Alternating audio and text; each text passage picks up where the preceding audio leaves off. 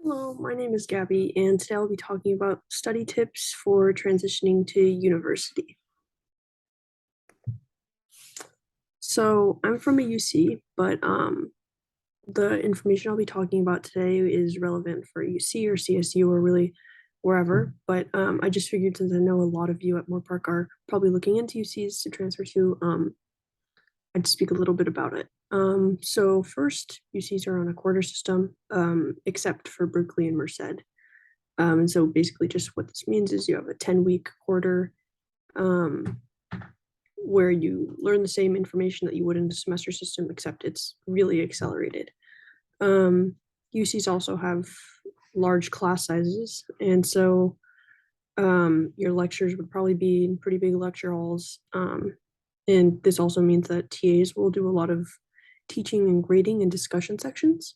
And then also UCs are research institutions, as are many other colleges. But what this means is that professors are often really focused on research, but not necessarily a whole lot on teaching sometimes. So that's just one thing to keep in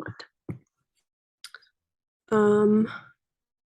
So a lot of people say this, but one study tip is to not cram. So it's just pretty essential that you don't force yourself into situations where you have to cram, especially on the quarter system, because if you don't do well because you've crammed, then it's really easy to fall behind. Um, so yeah, an alternative to this is to use spaced repetition, which is a studying technique where you start studying earlier on and you focus on things that you don't have a good grasp on versus things that you already know.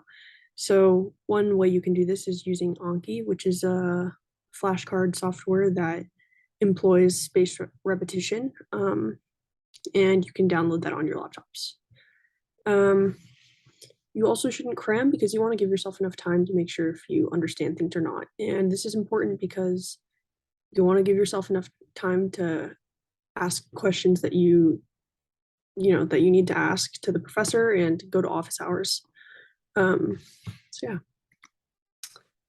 Another study tip is to use active versus passive learning. So passive learning is when you let the information pass through your brain, but very little of it is actually going to stick. And passive learning is kind of when you're just sitting in a lecture, taking notes, and not actually trying to listen and understand.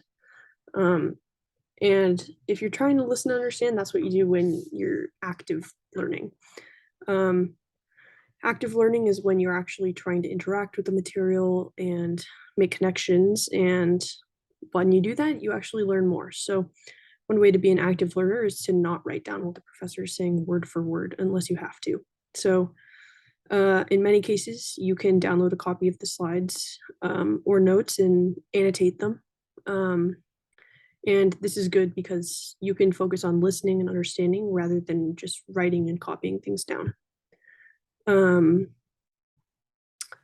and some ways to do this is if you just have a laptop, then you can download OneNote, and this will allow you to type on top of PDFs or slides. If you do have an iPad, which are becoming more popular, um, you can download GoodNotes or Notability, which will allow you to download the slideshows and draw on top of them or just take regular notes on top of them. So yeah, and then also just don't read and reread the textbook to study. Oftentimes, the textbook is really convoluted and contains more information that you need to know. And so, a good way to be an active learner is to instead make study guides, which will allow you to organize all of the information in your head and get them on paper. Um, and in the process of making study guides, I find that you often study. So, you often learn the information when you're trying to put it down on paper. Um, Also, collaborating with your peers to think of potential exam questions or work through hard problems that you don't get. Also, making connections between course materials. So, what this means is that taking away information from lecture and discussion section or homework, and then trying to connect that information in a way that might be useful for your understanding when you go into a test. Um, Lastly, go to office hours. This is a great way to be an active learner because the professor can tell you things that they're not saying in lecture, things that might be important for the exam, what you need to know more of, what you need to know less of. So yeah. Some common pitfalls as far as studying goes. One is an over-reliance on study groups. So generally study groups are really great, but where I see that study groups can be potentially not great is when you go into them not having understood the material yourself. So what this means is that if you haven't looked at the material at all and you're going into a study group where other people have, then it might seem that you're able to do the homework and understand things really fast. But when you go into a test, that might not be the case because you haven't really proven to yourself that you can do things independently, because when you're in a study group, everything just seems really fun and going well because you're doing it with a team of people. So I think a good tip is that make sure you take a pass of the material on your own, try the homework out on your own before you try to do it with other people, because that way you can sort of prove to yourself that you can do it independently, which is a good benchmark for the test. Also, seems obvious, don't stay up really late to study for an exam, because the few hours of sleep that you'll probably get is more valuable than the few tidbits of information that you might remember when you wake up. Again, kind of obvious, but read the syllabus, because it contains all sorts of important information that surprisingly a lot of people neglect, like midterm dates, homework, just those nitty-gritty details that some people can overlook and therefore be affected by. Finally, I think this is really essential, is taking advantage of excellent free study resources and programs. So at UCLA, there's something called an undergraduate writing center.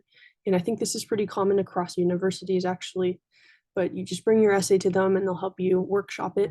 And then also there's tutoring programs like the Academic Advancement Program, where if you're eligible, then you can gain help with, from other classes, from your peers who have already taken the class before. So I would say definitely look into these resources before you give up on a class and before you convince yourself that there's no way to succeed in a class. So yeah.